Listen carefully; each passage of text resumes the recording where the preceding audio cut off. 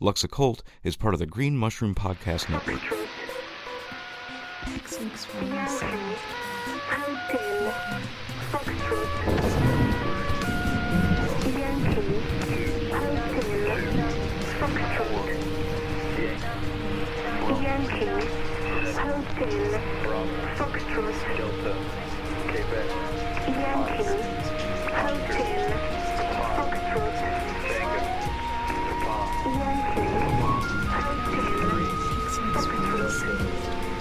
Hello and welcome to this special edition of the Lux Occult podcast. This is, of course, where we gleefully taunt the mundane, butcher the Latin and most other languages, and we also discuss a variety of esoteric, occult, and adjacent topics, exploring the intersections of magic, science, art, technology, philosophy, and so much more through the lens of chaos magic.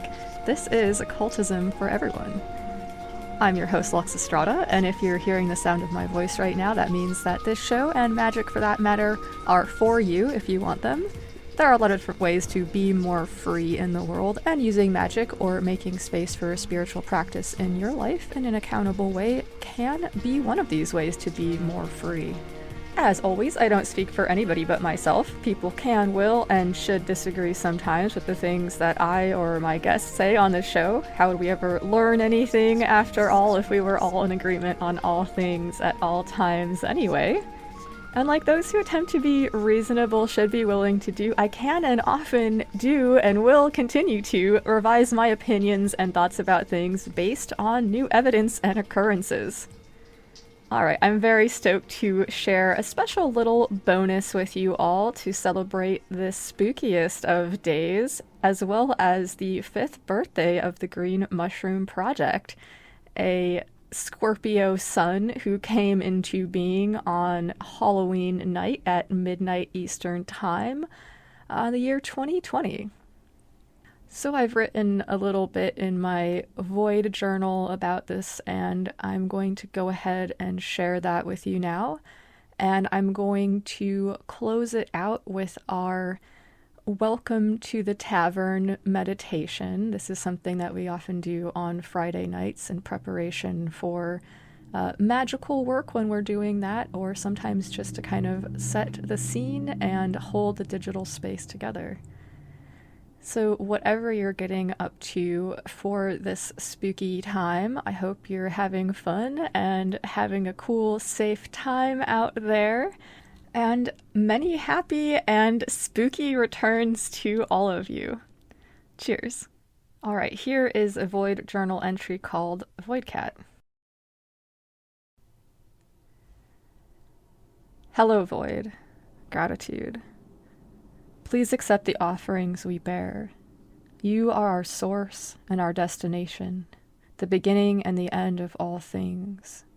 You are the nothingness which encompasses the totality of all that is and is not. We accept your gentle embrace that draws forth the currents of creation and the ebbing tides of dissolution. We stand upon the shores of your sea and are grateful. In creating the 5th birthday ceremony for the Green Mushroom Project, it's been an occasion to reflect back on the past year with the project and on our work as a whole. This 5th year was, as is likely to be expected, Hail Eris, full of trials and upheavals, but we're still here, still standing, and still resisting. And I'm so proud of us for all that we've accomplished, and so proud of the way that I've seen people growing and coming into their own as individuals and magic practitioners. It's such a fucking joy and a privilege to see, and I'm so grateful for that. I look forward to ushering in our 6th year, which will hopefully have more of the harmony and balance associated with the number 6. I would like it to be a 6 of Swords year, the type of thing where we travel together towards safety and peace, ferrying refugees across waters in our little boat full of the power of intellect. Only time will tell, though, and although we pray for peaceful waters, we are battening down the hatches as the storm winds swell. And as things become increasingly unstable and challenging for many of us and those we love, we'll also be raising some storm energy of our own this Halloween with a birthday ceremony inspired by the lines that we drew from our 23 bibliomancy scripture last week. 23 Bibliomancy is basically a huge cut-up we made as a group over 23 months. On the 23rd day of the month, we met up and added the 23rd line from the 23rd page of whatever book each participant wanted to use or was called to use, and we compiled these lines into a spreadsheet. We then would roll dice for each book to see which order the lines would go in. And after completing the 23 books, we have our scripture complete, and we've been using it for creating rituals and other divinatory purposes. So the lines that we randomly drew for this event were the following. Is the ever-present possibility of social shaming that is the motive force of course, my love, with all you do, Fanny. So yell if you don't understand something, my, hear me, or if thy courts be girded, down in chunks and the wind blowing a hurricane.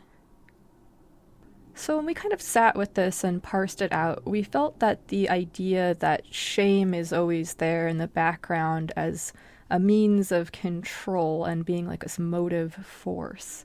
And this causes people to do things.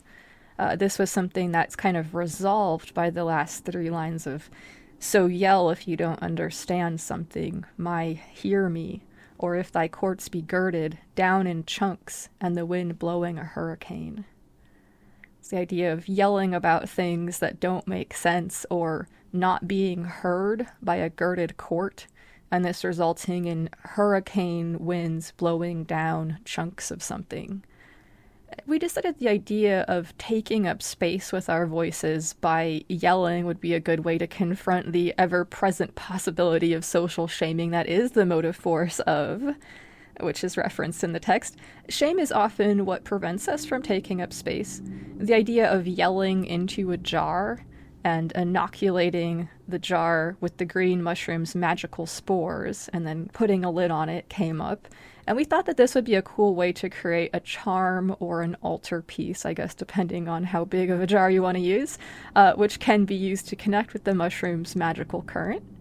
We're also going to be honoring our magical allies like Hecate the Stormbringer, honoring the beloved dead, and honoring an entity that we call Void Cat. This feels especially apropos this year, to me at least, as the oldest of my cats has recently crossed over the Rainbow Bridge threshold and is now a companion in my spirit court, my team unseen. And across the void of the veil that separates the world of the living from the world of the dead, she's still here with me in so many ways. My own little cat of the void. Kind of related to this, I've been putting together and now am offering a course about exploring that well-known and well-loved rite from the Greek magical papyri, sometimes called the preliminary invocation, or the headless rite, or the rite of the headless one. While meditating back on the work that I did a couple of years ago with this tech, I was reminded of an ontological suspicion, or perhaps assertion, I became very interested in at that time, or I guess re-interested in is more accurate, as it's a notion that I've carried with me both philosophically and magically in the way that it informs my work and the way that I think about things. And it's also something I carry with me physically in the form of like a tattoo, which makes an assertion that's at the heart of this notion. In short, it has to do with the fractal nature of reality, what I call the machine of our reality, which emerges from the void, that place beyond. The machine is created by a feedback loop, whereby its fundamental formula is repeated over and over again ad infinitum. The way that things repeat over and over again across magnitudes in the world is a sort of expression of this. And the way that at every boundary, every shoreline, we're exposed to the limits of what is testable and invited to stand at the threshold of this void of measurability and experience the wonders of that unknown which will forever remain unknown. And these are, by the way, some kind of conceptual touchstones for complex nonlinear dynamics or chaos theory. And I was then meditating on the magical and the social problems that I've seen on small scales, things in my interpersonal life, and how these same patterns iterate on larger scales throughout culture. And I meditated on the way that orienting ourselves with consent at the center of our interactions has been a remedy and a preventative measure for so much of the harm and shittiness that can plague us and our communities and our societies, all orders of magnitude. There are no silver bullets in the imperfect world of reality, of course, but the magic of consent, of being able to find a way to align our wills and work together, to respect one another in the fullness of our humanity, has proven to be a powerful medicine for healing and an excellent deterrent for those not able to recognize others as fully human. Like a light being turned on in a dark room, those with ill intent or unresolved lessons often flee when asked to do the work which is required. To create the area of the unknown that we explore together with consent takes courage. It exists as a void, a place of unmeasurability outside of what we can trust each other and ourselves to learn together. I've seen more communities that I can count on my fingers be torn apart by issues related to consent. Some were magical communities, some were other types, but there have always been similar patterns having to do with a lack of understanding and accountability. And of people in positions of leadership or power using that power in ways that people didn't feel good about. There are a lot of parallels to what's going on in the world right now. These things across orders of magnitude. And so I can't help but suspect that the work related to fostering more consent in the world will be a helpful way to heal from the massive damage that's being done, and to help us be resilient in the challenges that can inevitably arise in any community, or even when more than one person stands in a room. Community is necessary for us as social creatures, but it's not always an easy thing to be a part of, or to serve, or to organize, or foster. And because we live in a culture that really seems to do a lot to discourage people from practicing consent or even understanding it as a concept, like outside of don't sexually assault people, getting people to see its usefulness can sometimes take extra steps. But these extra steps and the work that it takes is worth it if we want to have more consensual interactions in our lives and in the world. Luckily, because we're magicians or witches or cultists or whatever we like to call ourselves, we don't have to do this work alone as mere mortals. We can ask for magical assistance in fostering more consent in our lives from our magical allies. Hecate has been my primary instructor in this, but many others have stepped forward. And one of these allies is a creature called Void Cat. So when I and other participants of the Green Mushroom Project called to Void Cat, which is a thought form entity, we asked it for the following. I'll read from the document about that work, which we did back in 2023. So we asked Void Cat to help us with the following. To facilitate member participation in Void House events and activities by leaving visitors gifts of whatever resources are needed. Things like time or money or energy or support, whatever is needed, in a manner that allows these resources to be incorporated into a person's life in a smooth and non-disruptive manner. To similarly facilitate more clear communication and understanding among Void House visitors, as well as favorable circumstances for Void House goals and the discovery of and solution to potentially problematic situations within Void House, and to protect visitors from predatory, abusive, or other deleterious behaviors.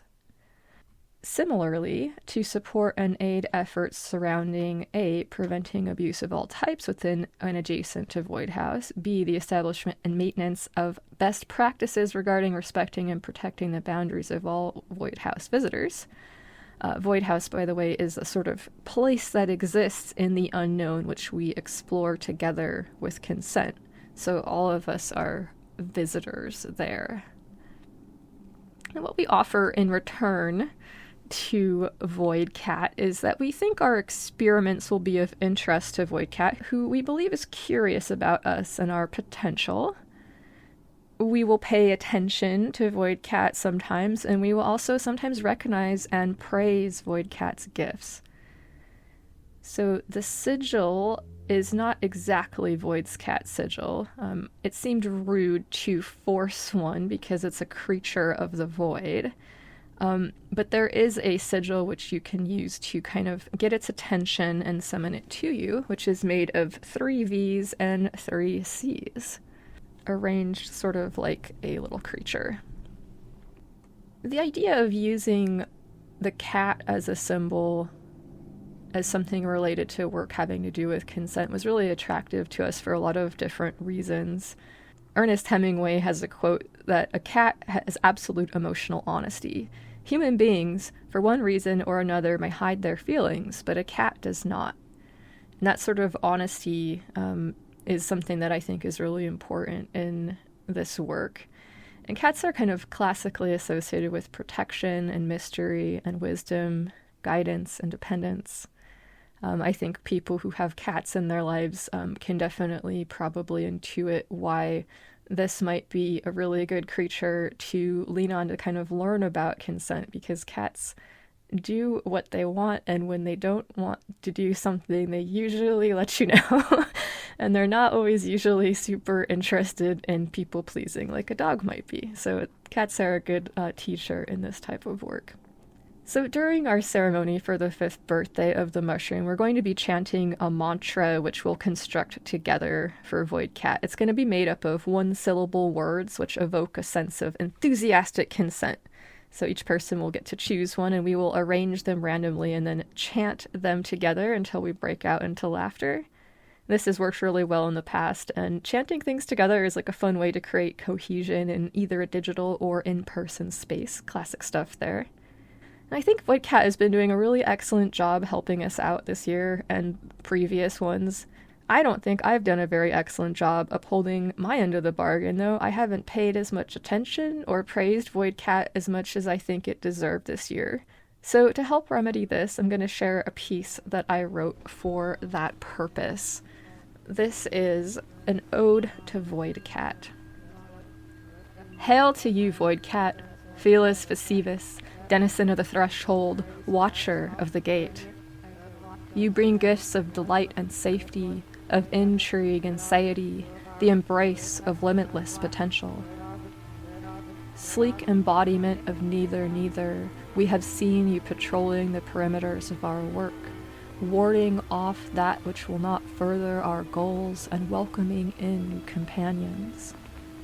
Guardian and friend, devourer of the pestilence, which often plagues places of power, you are a reveler and adjuster alike, rolling with abandon in the pleasurement of embodiment while maintaining sovereignty and love of self. Your acts of kindness do not go unappreciated. We stand witness to the wonders yet to come, to the weavings which will yet yield new tapestries.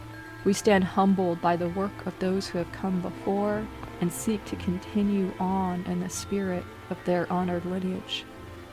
Hail to you, Void Cat, you who do not appear when summoned, but choose instead to partake in our rites in the manner which befits you. Hail to you, Void Cat, you who bring comfort when it is not known it is needed, appearing unsummoned to aid unexpectedly. Hail to you, Void Cat, you who walks along the threshold, guardian of the hearth, guardian of the stores and supplies. Hail to you, Void Cat, be with us now, should it suit you. Hear our happy invitation, and partake in our rites as you see fit. Gratitude. Gratitude, Void Cat, and gratitude, Void. And gratitude to all of you listening. The paths we walk as practitioners are often lonely because they are often unique to us. But although this is the case, we can remember that there are always others, our own team unseen, our ancestors and allies, the gods, angels, saints, and others we work with, and the siblings of the spirit, other humans whose magical circles overlap with ours, and with whom we can find camaraderie and share what we've learned. Sometimes this is a literal thing, people in our lives. Sometimes this might be more metaphorical, people whose work we've admired or been inspired or helped by. This can take many forms. But to celebrate this, I wanted to share a piece I wrote back in April when I was preparing to leave the place that I called home. I didn't want to go. I was happy there. But it was necessary to leave because of how the laws and other things there had changed. And at that time, I wasn't sure what home would look like in the future. But I knew that no matter what, I still had my practice and my devotion, my commitment to the things which are important to me. And that's a source of strength that can't be stolen or sold or lost in shipping. It can be like a home, wherever you happen to be. Now that I'm on the other side of the move and getting things figured out in a new place, I can recognize how much grounding and strength I found in our little magical community during the complicated and trying times of relocation and shifting plans. I'm so grateful to all the pocket wizards who helped keep me sane in a crazy time with their humor, creativity, intellect, compassion, and so much more. A ship could not find a finer crew than all of you, so fuck yeah. So here it is, a piece I wrote on the 8th of April of this year called Astral Home. Though we walk our crooked paths alone, we'll find each other in our astral home. The mushroom with its ritual dome, kitchen laden with cheese and scones, the crossroads tavern where all are known. Though we walk our crooked paths alone, we'll reunite in our astral home. The mushroom with its gardens fair, where swirling spores drift through the air. Music, merry, gay, and bright, dancing laughter through the night. Magic thick and energized, we touch the currents of earth and skies. Avatars of a future age, the world has given us this stage. We step out now to play our parts. The show never stops and never starts, but we've each been given a leading role, work that's been chosen by the soul. We've all been called to participate. We've all been tapped, all been made great. Armed with our talents, we set out, free of hate and cleansed of doubt. We're stronger now than ever before, and we have the key to any door. Though we walk our crooked paths alone, we'll be together in our astral home. Gratitude. Gratitude to the mushroom. Well, it's nearing time for me to bid you all a fond farewell for now and leave you with the guided meditation which will take you to the tavern, a shared astral space we've created and explored together over the years. Like any guided meditation, it's probably not a good idea to listen to this if you're driving or doing something that would be dangerous if you zone out too much. The meditation is also available on its own on the Lux Occult YouTube channel in case you want to revisit it. There's also a version there without music for those who would prefer that. And whether or not you would like to join us for our ceremony on the Discord server to celebrate the mushroom's birthday, don't forget that you can create your own charm or altar piece out of a jar by shouting into it and inoculating it with the mushroom spores. People who have grown mushrooms at home might be familiar with the process of starting spores in jars, so this is very kind of apropos there. The mushroom is an alchemist that takes things which are not helpful and transmutes them into things which are. And so by shouting into that jar, you can take things which are causing strife and use them to fertilize the mushroom spores, and then this item can become a way of connecting with the magical current of the mushroom's energy. And shout out and thank you to Litteronin for helping to come up with this particular operation. Really looking forward to it. Shout out also to Q Varo, who composed the little chimes that you'll hear at the end of the guided meditation. And shout out and much love to Flood from XV Planis podcast, my brother from another mother in podcasting and paranormal interest and so many other things. Flood is right now facing a pretty scary health battle, and so here is to sending him some extra spores and support in that work. And Flood, if you're listening, give him hell, dude. Alright, before I leave you with the meditation, let me take one last opportunity to thank everybody participating in the Green Mushroom Hypho Sigil project, regardless of what that looks like for you in your practice. Remember to stay strong, stay curious, Guard your mind and continue to resist. Resist by maintaining sovereignty of the self. Resist by maintaining love of the self. Resist by maintaining fierce loyalty to love and pleasure. Resist with acts of radical kindness. Focus on the path to better times. Fuck yeah. Much love and much love. Gratitude Void, Void Cat, Hecate, and all of Team Unseen. Here's to another rad year of magic. This is Lux Estrada reminding you to have a fiendishly fun and extra terrifying and safe Halloween and an excellent start to the spooky season yet to come. Cheers. And now, the guided meditation. Let's Meet in the Tavern on Fungal Friday by Lux Estrada.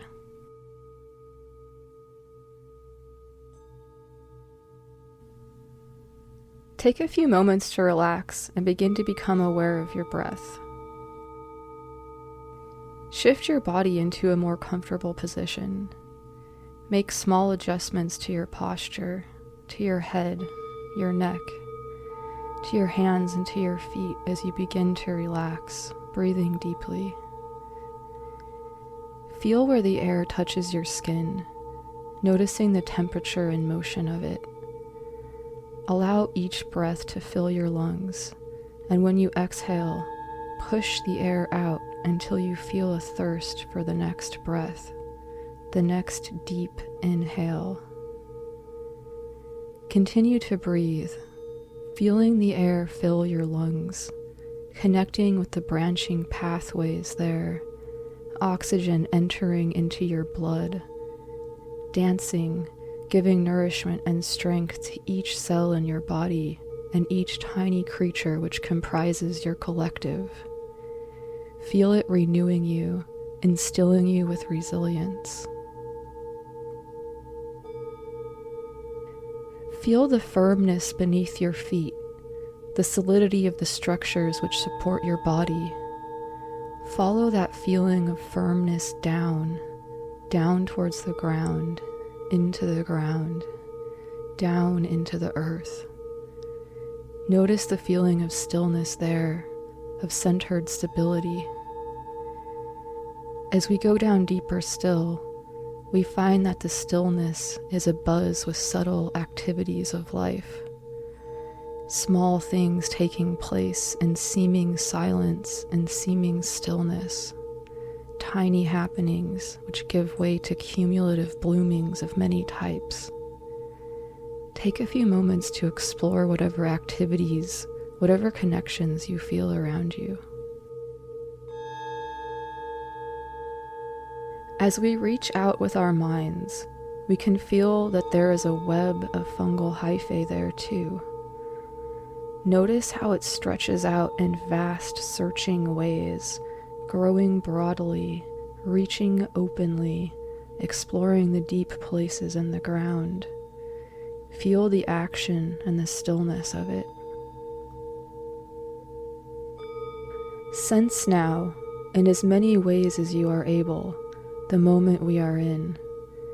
Consider the connections to the past and to the future which stretch out on either side, and think of all the ways in which these paths of your life have interwoven with others, will interweave with others. Think of how they interweave in the now.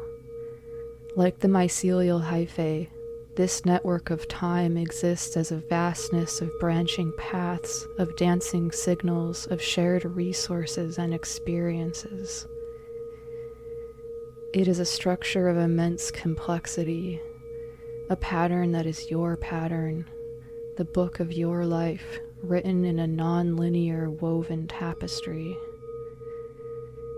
As we sit together in this moment, connected with word and with purpose, as well as with sparks and with wires and with the unseen actions of our organic and inorganic technology, consider that we form a sort of circle, one which exists outside of space and outside of place, like a ring of mushrooms, much more complex than might first meet the inner eye.